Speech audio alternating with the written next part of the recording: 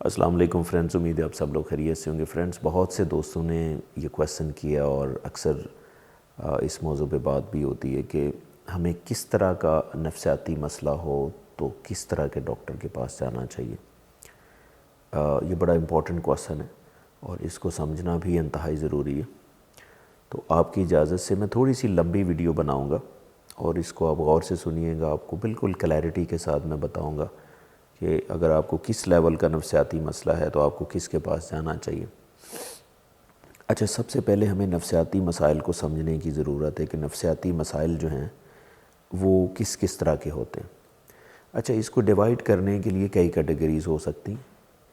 लेकिन कई अंदाज़ हो सकते हैं इसको कैटेगराइज़ करने के लिए। लेकिन प्रोफेशनल से रिलेटेड जो मैं बात करने जा रहा हूँ, इसके लिहाज से मैं कहूँगा कि नफसियाती मसले जो हैं वो 3 लेवल पे होते हैं।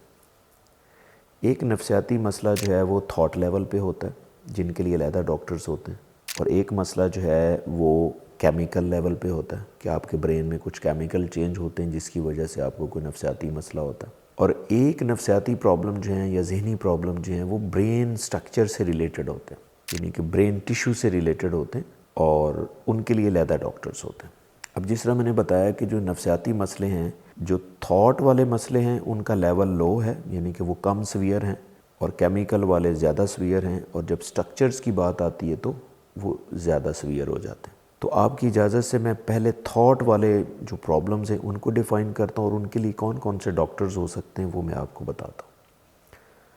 अच्छा, वो नफसियाती मसले जिनका तल्लुक़ सिर्फ थॉट के साथ होता है, यानी कि आपकी सोच के साथ कुछ नफसियाती प्रॉब्लम होते हैं, जिससे फर्ज करें ओवर थिंकिंग है, एंक्शियसनेस है, एग्रेशन है, यानी कि स्ट्रेस है, एंग्जाइटी है, ये वो वाले मसले हैं जिनका तल्लुक़ जो है वो आपके थॉट के साथ होता है। अब थॉट के साथ भी 2 तरह के प्रॉब्लम होते हैं। एक प्रॉब्लम ऐसे होते हैं बड़े माइनर से होते हैं, जिस तरह आप साइकोलॉजिकली कन्फ्यूजन में हैं, आपको समझ नहीं आ रही क्या करना है, प्लानिंग प्रॉपर नहीं आ रही किधर जाना है, तो ये भी कुछ छोटे मसाइल हैं। अब जो छोटे मसाइल होते हैं या इवन आप नॉर्मल भी होते हैं ना, उनके लिए भी एक मेंटल हेल्थ प्रोफेशनल होता है जो आपको गाइड करता है कि आपने डिसाइड कैसे करना है, क्लैरिटी कैसे के लेके आनी, कन्फ्यूजन कैसे निकालनी है। उनको हम काउंसलर्स कहते हैं, या आप उनको साइकोलॉजिस्ट भी कहते हैं, और उनमें जो स्पेशलाइजेशन आगे होती है वो काउंसलिंग से रिलेटेड होती है कि आपको वो ऑप्शंस क्रिएट करके देते हैं, कन्फ्यूजन को दूर करते हैं। तो ये थॉट के वो माइनर प्रॉब्लम्स हैं। अगर थॉट के थोड़े से सीवियर प्रॉब्लम को मैं डिस्कस करूं, जिसमें आप कह लें कि ओवर थिंकिंग है, ऑब्सेशंस हैं, एग्रेशन है, फ्रस्ट्रेशन है, स्ट्रेस है, इस तरह के जो प्रॉब्लम्स होते हैं ना, उनको साइकोलॉजिस्ट डील करता है। मैं कहता हूँ प्राइमरीली ही साइकोलॉजिस्ट के पास आप जाएं तो आपका मसला हल हो सकता है। हाँ, इससे थोड़े से अगर सिवेरिटी की तरफ जाते हैं प्रॉब्लम, जब सिवेरिटी की तरफ जाते हैं तो उसमें आपका जो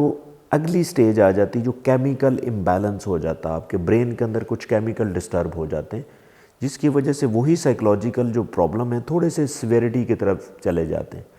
जिससे क्या होता है, डिप्रेशन जैसे प्रॉब्लम हो सकते हैं, एंग्जाइटी है, बाइपोलर डिसऑर्डर है,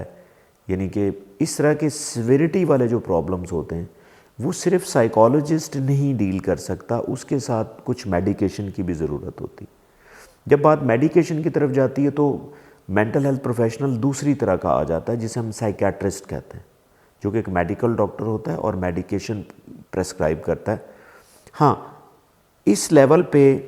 अगर साइकोलॉजिस्ट और साइकियाट्रिस्ट दोनों मिलकर काम करें तो आपको ज़्यादा अच्छे रिज़ल्ट मिल सकते हैं। अब यहाँ पे मैं साइकोलॉजिस्ट को और साइकियाट्रिस्ट को क्लियरली थोड़ा सा डिफ़ाइन करूँ तो साइकोलॉजिस्ट बेसिकली सिर्फ बेस करता है कि वो आपको कम्युनिकेशन के ज़रिए, टॉक थेरेपी के ज़रिए, बातों के ज़रिए आपके स्ट्रक्चर्स को या थॉट को रीप्रोग्राम करता, ताकि आप बेहतर सोचेंगे तो बेहतर परफॉर्म करेंगे, आपका बिहेवियर चेंज होगा। हाँ, जब ये बात से बढ़ जाती है, यानी कि बात से ठीक ना हो रही हो, साइकोलॉजिस्ट के स्कोप से बढ़ रही हो, यानी कि केमिकल इम्बैलेंस आ रहा हो, तो वहाँ पे केमिकल इम्बैलेंस को रेगुलेट करने के लिए سائیکیٹرسٹ یعنی میڈیکیشن کی سم ٹائم ضرورت ہوتی ہے، یا سم ٹائم میں کہتا ہوں کہ نیوٹریشنل سائیکالوجسٹ بھی بیچ میں آ جاتے ہیں کہ وہ فوڈ کے ذریعے، نیوٹریشن کے ذریعے آپ کے کیمیکل کو بیلنس کر سکتے ہیں۔ اس کا مطلب ہے یہاں تک جو بات میں اگر کنکلوڈ کروں، اگر آپ کو سیویرٹی والے پرابلمز ہیں تو آپ اگر کوشش کر لیں کہ سائیکیٹرسٹ، نیوٹریشنل سائیکالوجسٹ اور سائیکالوجسٹ یہ تینوں کو ملا کے اگر آپ لے کے چلیں گے تو آؤٹ کم اور بہتر آئے گا۔